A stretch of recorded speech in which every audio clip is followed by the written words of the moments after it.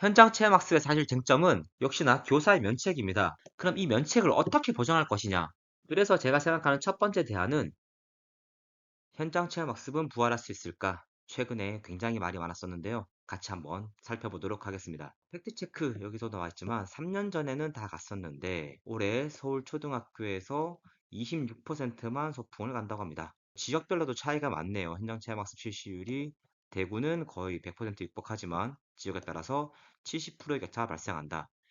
최근에 굉장히 말이 많이 나왔던 것도 이런 지역 격차도 있고 이런 시행이 줄어들고 있다 이런 얘기들이 있는데요. 여기에 조금 힌트가 나와 있습니다. 과중한 교사의 안전조치 업무에 사고 책임까지 있다. 고등학교도 줄고 있다. 유죄 판결 이런 얘기들이 있는데 오늘 이 얘기 같이 한번 다뤄보도록 하겠습니다. 이 논쟁의 시작은 지난 4월 28일 18차 국무회의에서 대통령의 발언으로 시작이 됐죠. 대통령님께서 얘기했습니다. 안전사고가 나지 않을까 관리 책임 부과에 대한 걱정으로 이제 현장 체험 학습이 줄어들고 있다라는 얘기를 하시면서 이 말을 하십니다. 무더기 생길까 싶어 장독을 없애버리면 안 되죠. 라고 하시면서 안전요원을 지원하고 비용 지원을 검토하라고 지시했습니다. 이 얘기, 구더기 얘기를 하면서 바로 교직단체에서는 반발을 했습니다. 여기 보시면은 4월 28일 부산교사노조에서도 교사의 고통과 학생 안전을 구더기로 치부한 대통령 현장에 사과해라. 뭐 이런 얘기들을 했고요. 교원단체들의 기본적인 스탠스는 그런 예산 지원, 안전요원 충원의 문제가 아니다.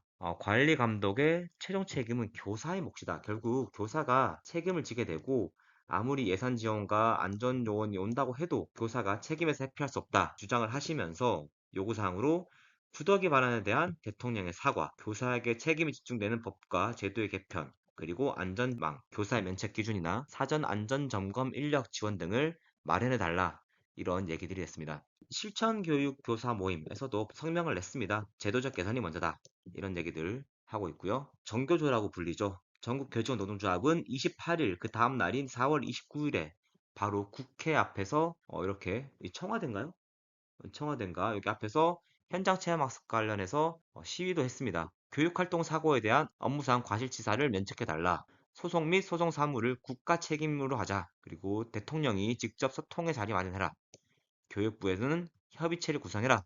그러니까 이제 얘기를 논의를 시작해보자. 이야기를 시작해보자. 이런 얘기가 시작이 된 거죠. 이게 논란이 되기 시작하니까 이제 4월 28일 지나서 4월 30일에 제31차 수석보좌관 회의 결과에 대해서 대변인님께서 이제 브리핑을 하시는데 이 대통령 지시사항에 대해서 조금 더 세부적인 지시가 내려옵니다. 현장 체험학습 관련해서 교사와 학부모, 전문가 등 각계각층의 공개 토론을 통해서 의견을 수렴을 하고 이 교사의 법률적 책임 그리고 면책에 대해서 불합리한 부담이 있진 않은지 검토를 해라. 법무부랑 같이 검토해라.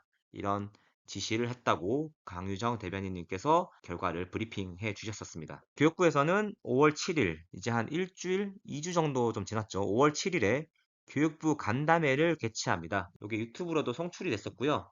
여기 이제 오신 분들을 한번 살펴볼게요. 첫 번째 이제 교수 진행하시는 분이고요. 한국교원대 교수님께서 진행을 하셨고, 교육청 장학관님, 교육청에서 이제 이런 안전 관련해서 업무를 하시는 분이시죠. 전남교육청 진로교육과장님께서 오셨고, 교사, 초등학교 교사 한 분, 그리고 여기 밑에 중학교 교사 한 분, 그리고 학생 대표로 이제 서울 여의도고 고등학생, 아마 이분이 학생회장이었던 것 같아요. 학생회장, 고등학생이 한 분 왔고요. 그리고 학부모도 한 분 왔습니다.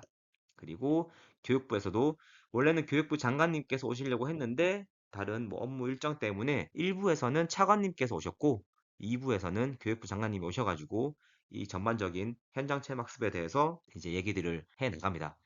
이 구성이 뭐 나쁘진 않죠. 나쁘진 않은데 앞서서 그 대통령의 지시사항에서도 뭐 교수, 뭐 학부모, 학생이 모여서 논의를 해라 라고 했는데 여기서 빠진 분들이 있죠. 제가 보기엔 그렇습니다. 제가 보기에는 학교의 그런 의사결정을 담당하고 있는 학교의 책임자, 교장 선생님이나 교감 선생님도 한두 분 정도는 이렇게 모셨으면 좋지 않았을까라는 생각을 해봅니다. 굉장히 다양한 얘기들이 나오는데 사실 뭐 원론적인 이야기들이 됐죠. 학생들은 이제 우리가 가고 싶다. 요구사항들을 많이 얘기했고요. 학부모님들 역시 현장 체험학습 예전엔 많이 갔었는데 요즘에는 많이 못 가는 것 같다. 이런 이야기들 했습니다. 궁금하신 분들은 유튜브에도 있으니까 한번 찾아보시면 좋을 것 같아요. 많이 이슈가 됐던 거는 이제 2부에 있었던 토론이었습니다. 크게 제가 한 두 분 정도 모시고 왔는데, 첫 번째 분은 이 한국교총에서 나오신 조재범 선생님이십니다. 이제 이분이 하신 이야기가 이제 많이 또 얘기가 됐는데, 학생과 학부모님들께서 현장 체험 학습을 가고 싶다 하면서 이제 그거에 대한 그 근거가 현장 체험 학습을 통해 추억을 쌓는다. 뭐 이런 얘기들을 많이 하죠. 그래서 학생들이 현장 체험 학습을 못 가니 추억을 쌓을 기회가 없다. 교실에 갇혀서 공부만 하고 있으니까 너무 힘들다. 현장 체험 학습을 통해서 추억도 쌓고 친구들과 뭐 우정도 다지고 이런 걸 하자라고 얘기했더니 이분께서 그 부분을 툭 집으십니다. 학교는 추억을 쌓는 곳이 아니다. 학교는 배움이 일어나는 곳이다. 라고 이렇게 말씀하십니다. 사실 명확한 지적이라고 생각을 합니다. 배움이 일단 우선이고 추억은 그 다음인 거지. 사실 추억을 쌓기 위해서 현장 체험 학습을 가자. 요거는 사실 어떻게 보면 앞뒤가 안 맞는 말이지 않나 라는 거라고 말씀하시면서 이 조재범 선생님께서 굉장히 중요한 두 가지를 말씀하세요. 첫 번째는 현장 체험 학습은 교과 시간의 일부이다. 사실 맞습니다. 현장 체험 학습은 교과 시간을 이렇게 모아서 가는 거죠. 예를 들어서 우리가 수업을 할 때 국어, 수학, 사회 이렇게 배우죠. 현장 체험 학습을 가게 되면 그때도 역시 그 시간들은 국어 시간 1시간, 수학 시간 1시간, 뭐 과학 시간 1시간을 넣어서 그 교육과정 재구성을 통해서 현장 체험 학습이 이루어지는 겁니다. 두 번째, 현장 체험 학습은 법적 의무가 아니다. 이 부분도 굉장히 되게 예리하게 짚으신 부분입니다. 현장 체험 학습 법적으로 의무사항 아니고요. 학교에서 정하게 되어 있습니다. 학교의 교육과정 운영의 편성 권한이 학교에 있기 때문에 학교에서 이제 논의해서 정하는 건데, 이거를 마치 모두 가야 하는 것처럼 얘기하면 안 된다. 뭐 이런 식의 논조를 이제 펼치셨습니다. 현장 체험학습 관련해서 굉장히 중요한 두 가지 부분을 짚어주시지 않았나 생각이 듭니다.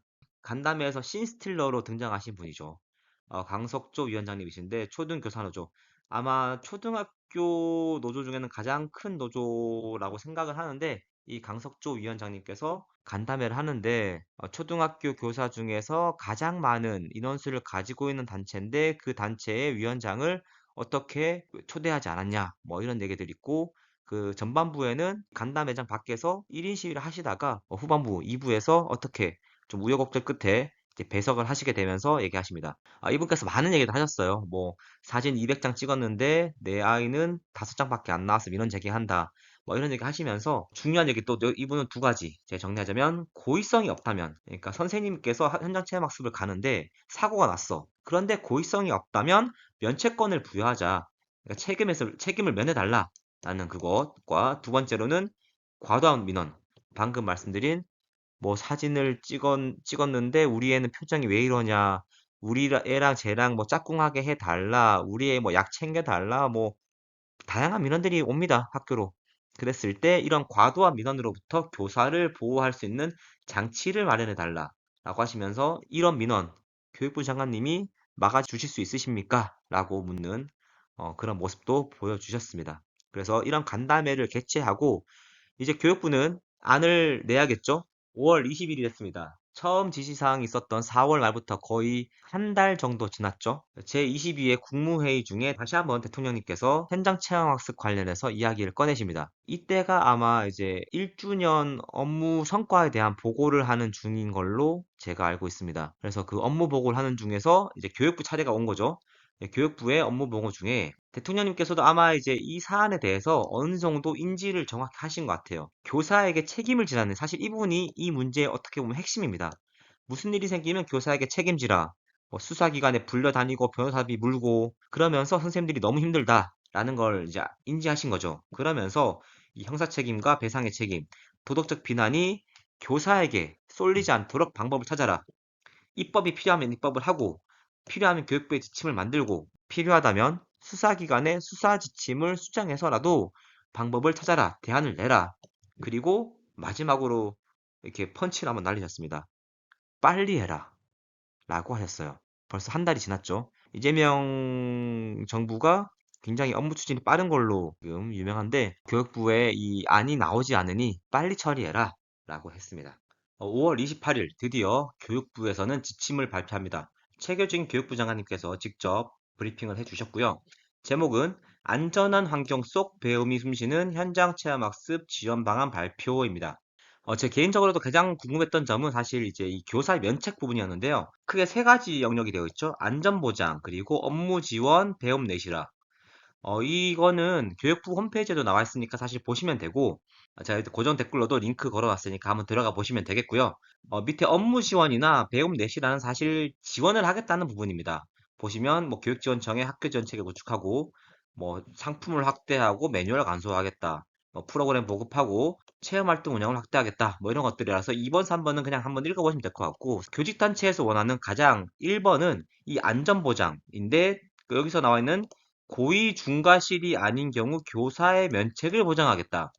고의 중과실이 아닌 경우 교사가 아주 잘못하거나 아주 중과실, 고의로 하거나 그런 게 아닌 경우에는 교사의 면책을 보장하겠다. 밀착 지원이나 보전력 배치는 이거는 뭐 확대하는 거니까 이건 두고 사실 가장 중요한 부분은 이 부분. 고의 중과실이 아닌 경우에 교사의 면책을 보장하겠다. 그럼 이 면책을 어떻게 보장했는지 그 내용이 굉장히 중요할 거라고 보입니다. 현장 체험 학습의 사실 쟁점은 역시나 교사의 면책입니다. 교육부의 그 발표 자료도 나왔던 것인데 현장 체험 학습 시에 교사의 가장 큰 어려움은 1번 이겁니다. 안전사고 발생 시에 법적 책임을 부담해야 된다. 이미 70%를 차지합니다. 이건 한국교총의 조사이긴 하지만 아마 대부분의 선생님들께서 이 부분을 어려워하실 거예요. 사고가 생겼을 때 법적 책임 부담, 민사도 져야 되고 형사도 져야 되고 뭐 여러 가지 뭐 법정에 끌려다녀야 되고 변호사 선임해야 되고 물론 여러 가지 도움이 있겠으나 그것에 대한 부담이 가장 크다라는 거죠. 그래서 교육부도 1번으로 이 교사의 면책을 어떻게 해결할 것인지 이제 제시를 했는데 같이 보겠습니다. 교육부는 학교 안전사고 예방 및 보상에 관한 법률을 개정하겠다라고 했습니다. 실제 내용을 보면 현행은 교육부 장관은 학교 안팎의 교육활동 중에 발생할 수 있는 사고를 예방하고, 이거는 뭐 특별하게 변하지 않은 것 같아요. 이거를 효율적으로 대처하기 위해서 교육활동에 따른 안전사고 지침을 제정하여 보급해야 된다라고 되어 있습니다. 그러니까 교육부에서 시도교육청에 보급해야 된다라는 건데, 여기를 조금 더 명확하게 교육활동에 따른 안전사고 관리 지침을 마련해야 된다. 이제 안전사고 지침을 명확하게 보급하는 게 아니라 기준을 세운다는 거죠. 이건 기준을 세운다는 의미로 볼 수 있을 것 같습니다. 기준을 세운다. 다음, 여기 사망이죠. 사망이 요 내용인데, 이 사망에 따른 안전사고 지침에 따라 학생에 대한 안전조치 의무를 다한 경우, 이게 약간 애매했죠. 안전조치 의무를 다한 경우. 어떤 게 안전조치 의무를 다한 것이냐. 이게 논란이었어요. 그래서 예전에 있었던 그 속초 사건이나 최근 지금 진행되고 있는 목포 사건 역시 어느 정도가 안전조치 의무를 다한 거냐. 뒤를 몇 번 돌아봐야 되냐. 학생들이 인솔 할 때 몇 번 뒤돌아봐야 이게 안전조치 의무를 다한 거냐. 사실 이것이 굉장히 논란이 있었죠. 법적으로는 다한 경우에는 민사상, 형사상 책임을 지지 않는다. 그러니까 항상 교직단체에서도 얘기한 게 이 안전조치 의무를 다했다는 게 결국은 재판의 영역이고 판사의 판단의 영역이다라는 거죠. 그런데 이걸 어떻게 바꿀 것이냐? 10조 사망의 안전사고 지침을 현저히 위반하는 등 고의 또는 중과실이 있는 경우를 제외하고는 민사상 똑같죠? 민사상, 형사상 책임. 그리고 이 내용을 좀 추가했습니다. 형법 268조. 형법 268조는 업무상 과실, 중과실, 시사상입니다. 그러니까 업무상 일어난 과실에 대해서는 책임을 지지 않는다. 라고 이렇게 안을 제시했는데 제가 보기에는 사실 크게 차이가 있지 않습니다. 안전조치 의무를 다한 경우 이 내용이 안전조치 의무를 다한 경우가 고의 또는 중과실이 있는 경우로 이제 바뀐 건데 사실 안전조치 의무를 다했다는 것도 역시 판단의 영역이고 고의 또는 중과실 이것도 역시 어떻게 보면은 판단의 영역이지 않을까라는 좀 생각이 듭니다. 고의가 있었는지 없었는지 어떻게 알 수 있을까요? 이게 뭐 관심법이 있는 것도 아니고 뭐 중과실 어느 정도가 중요할 것인가 그 기준 굉장히 애매하죠. 특히 학생들을 인솔함에 있어 몇 번 뒤돌아보냐 어떻게 하느냐 이게 중과실인지 경과실인지를 따지는 건 사실 쉽지 않다고 생각을 합니다. 그렇지만 어쨌든 교육부는 이렇게 조금 더 구체적으로 면책을 세워주기 위해서 학교 안전사고 예방 및 보상에 관한 법률 개정을 추진하고 있습니다. 여기에 대해서 제 반응과 비슷하게 교직단체에서는 역시나 다시 한번 부족하다라는 성명을 냈습니다. 교사노동조합 위원장님 강하게 말씀하셨던 그 위원장님 있는 교사노동조합이죠. 보면은 현장 체험학습 문제의 핵심을 못 짚었다. 단호한 해결이 필요하다라고 얘기하고 있고요. 찔끔찔끔 손질은 불가능하고 여기 써 있습니다. 사고 책임의 고소 위험, 사고 책임과 고소의 위험. 여전히 교사 개인에게 집중되는 구조는 바꿔야 된다. 그래서 국가 책임제 다시 한번 얘기하고 있습니다. 교사의 결정권 그리고 공소 제기를 그러니까 사고가 생기면 소를 제기할 수 없게 해야 된다. 공소 제기를 제한해야 된다. 다음 교직원 노동조합, 정교조라고 하죠. 교직원 노동조합에서는 과연 이것이 제2, 제3의 속초 목포 판결을 막을 수 있을까? 여기도 여전히 수사, 기소, 형사재판의 공포 속에 선생님들은 놓여 있다. 그리고 국가소송 책임제도를 추진해야 된다. 뭐, 이 얘기 하고 있고요. 그리고 이제 지금 현재 실제로 목포 현장 체험학습 2심 사건이 진행 중인데, 과연 그렇다면 여기서 이것을 반영해서 고의, 중과실이 없으면은 형사소송에서 무죄로 나가는지, 그리고 이 형법 268조 업무상 과실, 중과실 뭐 그거였죠. 그게 적용이 배제되는지, 이루어지는지 주목할 필요가 있다. 그리고 이 지원, 제가 주목하진 않았지만 그런 각종 지원들이 발표에 그치지 않고 예산, 인력, 집행력을 갖춰야 된다라는 얘기하고 있고요. 교원단체 총연합회, 교총이라 불리죠. 교원단체 총연합회에서도 무과실 입증의 책임, 형사처벌 불합감 여전하다. 제가 짚었던 부분입니다. 고의가 있는지, 중과실인지, 경과실인지 결국은 입증 책임은 교사에게 있을 수밖에 없습니다. 그래서 학교 안전사고 특례법, 새로운 법을 만들자. 그리고 국가소송 책임제를 법제화하자. 뭐 이런 것들, 학교의 자율권이 전면 보장돼야 된다. 교총 선생님께서 말씀하셨던 부분이죠. 현장체험 학습 실시는 사실 국가가 나서서 뭐 가라 마라 할 게 아닙니다. 학교에서 자율적으로 결정하는 거죠. 자율권이 전면 보장되어야 한다. 이런 식으로 이슈화 시켜서 이걸 꼭 가게 뭔가 압박하는 것처럼 해서는 안 된다. 뭐 그런 얘기가 되겠습니다.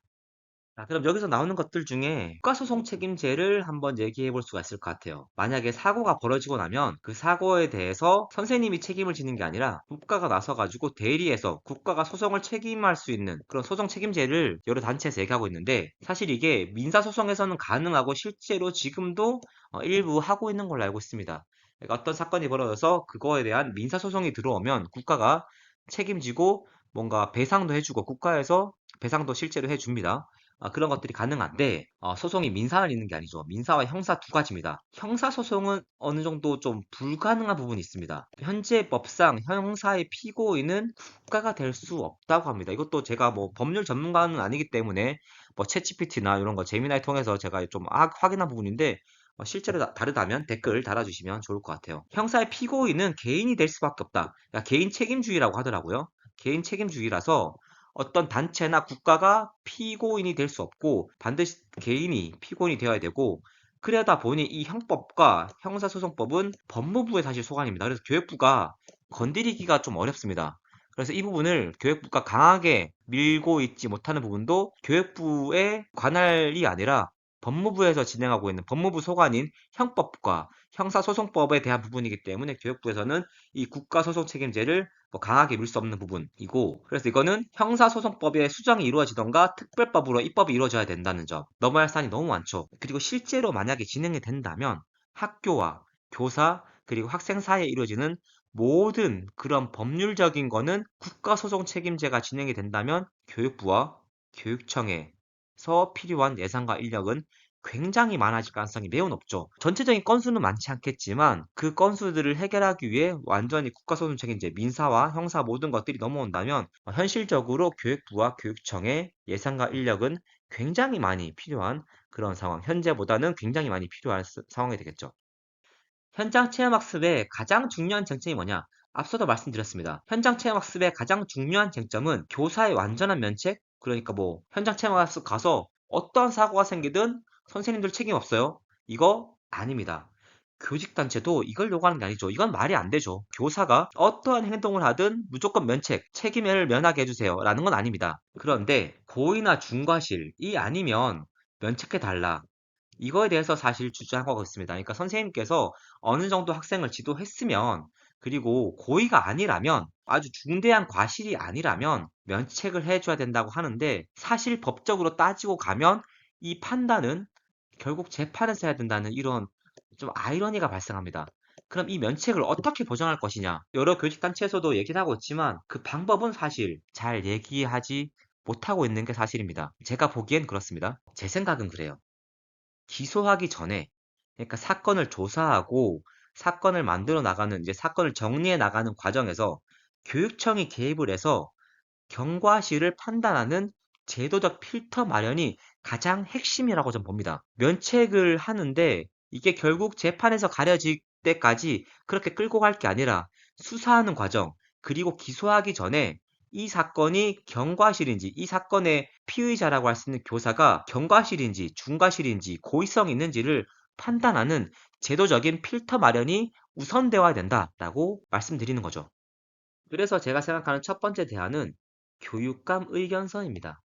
아동학대로 접수를 받게 되면, 아동학대로 그 수사기관이 접수를 받게 되면 교육감의 의견서 제출이 의무화되어 있습니다. 그러니까 예전에는 아동학대 접수만 되면 바로 선생님을 직위해제시키고 일단 학생들로부터 분리하고 막 그랬었는데, 일방적으로 직위해제, 신고만으로 직위해제하는 것을 막기 위해서 교육감 의견서를 내게 되어 있습니다. 물론 이 의견서는 수사기관이 참고만 할 뿐입니다. 참고하고 수사기록에 편철하도록 되어 있습니다. 법적 구속력은 없어요. 그러나 법률적 판단을 하거나 경찰에서 또는 검찰에서 실제로 기소를 할 때 충분히 의미 있는 자료로 활용이 되겠죠. 현장 체험학습 관련해서 사고가 발생했을 때도 교육감의 의견서를 첨부하게 하자, 제출하게 하자, 또는 이것을 법적 구속력을 줄지 말지, 또는 참고할지, 이런 것들은 뭐 추후의 문제지만 어쨌든 어떠한 사건이 발생하면 교육감 의견서를 제출하게, 반드시 수사할 때 이걸 참고할 수 있도록, 반영할 수 있도록 하자는 게 첫 번째 생각이고요. 제가 생각하는 두 번째 대안은 교육부 산하의 독립심의기구를 마련하는 겁니다. 요즘에 그 교육부 산하 그 참교육 드라마인가요? 넷플릭스 드라마 굉장히 유행하고 있는데 그 내용도 또 기회가 되면 한번 다뤄보겠습니다. 교육부 산하의 독립심의기구를 마련한 겁니다. 이것은 어디서 좀 따왔냐면 의료분쟁조정위원회라고 있습니다. 의료 사고 관련해서 분쟁이 일어났을 때 조정할 수 있는 건데 2009년에 제정된 법에 기반하고 있습니다. 의료사고 피해 구제 및 의료 분쟁 조정 등에 관한 법률에 의료 분쟁 조정위원회를 설치하게 되어 있습니다. 여기에는 판사 한 명을 포함한 법조인, 의료인, 소비자, 뭐 교수 이런 분들이 참여하게 되어 있습니다. 여기서 하는 거는 아시다시피 의료사고 또는 의료 분쟁이 발생했을 때 그것에 대해서 조정해 주는 거죠. 그래서 이거는 사실 별도의 법률입니다. 조정 등에 관한 법률로 별도의 법을 만든 거예요. 그래서 교육부 산하에도 이렇게 안전사고가 발생하게 되면 안전사고를 조정할 수 있는 심의기구를 마련할 필요가 있다는 거죠. 과실이니 중과실이니 그런 것들을 판사의 일방적인 판단보다는 전체적인 심의기구를 통해서 만들어 나가자라는 겁니다. 이것을 하려면 특례법으로 제정을 하던가 지금 이렇게 이런 법률처럼 법률을 만들던가 아니면 학교안전법을 개정하는 뭐 그런 방안들이 있을 텐데 세부적인 법률적인 방법은 논의할 수 있는 부분은 아니라서 이런 것도 가능하지 않을까. 독립적인 교육부 산하의 독립심의기구. 교육부가 아니라면은 최소한 교육청 단위로도 사실 이게 건수가 많지가 않을 거란 말이죠. 뭐 이렇게 분쟁이 발생할 게 많지는 않을 거기 때문에 교육부 산하도 가능할 것이고 가능하다면 뭐 교육청 산하도 생각해 볼 수 있는 그런 부분이 되겠죠. 이 얘기의 주는 수사 과정에서 선생님의 고의성, 중과실인지 경과실인지 그것에 대해 판단할 수 있는 별도의 기구, 그리고 특히 거기에는 교육 전문가들이 포함이 된 심의 기구를 통해서 먼저 판단을 내리자라는 그런 부분이 되겠습니다. 여기에 판사까지 포함된다면 사실상 법률적인 기구가 되어버리는 거죠. 판사가 재판을 통해 판단하기 전에 여기서 이미 판단을 해주는 거니까요. 정리를 해보겠습니다. 제가 생각하기에 이제 이 현장 체험학습의 쟁점, 교사의 면책인데 현실적인 대안은 학교 안전법을 개정이죠. 지금 교육부에서 추진하고 있는 거 맞습니다. 그래서 원칙 중심의 면책 기준을 설정하고, 이거 뭐 지금 하고 있죠. 그리고 저는 이 내용을 조금 더 추가하면 좋을 것 같아요. 교육청 사실 확인서 또는 뭐 교육감 의견서를 수사 기록에 필수로 편입하도록, 아동학대 관련해서는 반드시 편철하게 되어 있어요. 그러니까 거기에 부록으로 꼭 꽂아야 됩니다. 현장 체험 학습의 그런 안전사고 역시 교육청의 사실 확인서 또는 교육감 의견서를 수사 기록에 반드시 편입할 수 있게, 이게 일단 1차적인 좀 현실적인 대안일 것 같고요. 그 이후로는 형사소송법, 앞서 뭐 국가소송 책임제 이런 거 하려면 형사소송법을 건드릴 수밖에 없습니다. 또는 검찰청법 훈령, 검찰청에서 협조가 이루어져야겠죠. 협조를 통해서 이루어질 수 있는 건데 교육활동 관련 사건 기소 전에 교육 전문가의 자문 절차를 필수로 하는 지침 이런 걸로도 가능할지는 모르겠어요. 그런 교육활동 예를 들어서 현장 체험학습에서 사고가 일어났다면 그것에 대해서 기소하기 전에 뭔가 이제 실제로 넘기기 전에 검찰을 넘기기 전에 전문가의 자문을 꼭 받아라. 그리고 저 개인적으로는 장기적으로 별도의 심의기구를 신설해야 되는 게 맞지 않나라고 좀 생각을 해 봅니다. 현장 체험학습의 구글 트렌드를 살펴봤습니다. 구글 트렌드 이거 한 3년치를 제가 끊어봤고요. 24년 하반기에 슬슬 논쟁이 좀 시작이 돼요. 이 당시에 이제 그 22년에 속초 사건이 발생했습니다. 22년에 속초 사건이 발생한 다음에 현장 체험학습의 논란이 이루어지게 되고 학교 안전법도 차례 개정이 되면서 어느 정도 올라왔다가 좀 꺼집니다. 그러다가 1심 선고가 나면서 이제 굉장히 여기에 대한 관심도가 높아졌죠. 그러다가 역시 또 줄어들었습니다. 그러다가 이제 속초 2심이 나온 다음에 역시 관심이 높아졌고 다시 쭉 꺼졌습니다. 그 이후에 최근에 이제 4월에 그 대통령님의 발언 그리고 5월 교육부 발표에서 정점을 찍었습니다. 그리고 제가 눈여겨보는 부분은 현재입니다. 현재.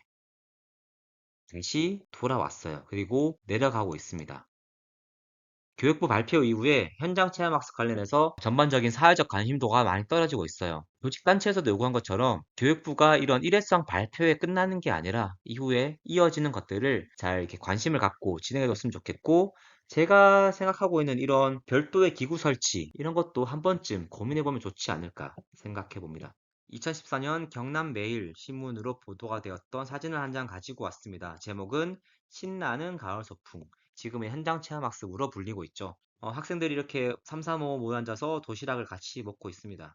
저는 현장 체험 학습이 분명히 의미가 있다고 생각합니다. 학교에서 배움이 일어나야 되고 공부가 우선이라고 하지만 현장 체험 학습을 통해서 배울 수 있는 요소는 분명히 있습니다. 지난 4월과 5월을 지나오면서 현장 체험 학습 관련해서 수많은 논쟁들이 진행이 되었습니다. 사회적인 관심도도 많이 높아졌고요. 저는 이 현장 체험 학습을 무조건 가자, 100% 가야 된다는 입장은 아닙니다. 교육과정 운영에 있어서 필요하다면 가야겠죠. 그리고 필요하지 않다면 가지 않는 것도 역시 저는 학교의 선택이라고 생각합니다. 교육과정 운영에 자율권이 있으니까요. 다만 현장 체험 학습을 가고자 했을 때, 그 두려운 점이 사고에 대한 걱정으로 이어지지 않도록 보호해 주는 것이 교육부, 그리고 교육청, 그리고 크게는 국가가 해야 될 일이 아닌가 생각해 봅니다. 현장 체험 학습을 가려고 했을 때 사고 때문에 주저하게 되는 일이 없으면 좋겠다는 생각을 하면서 오늘 이야기 마치겠습니다.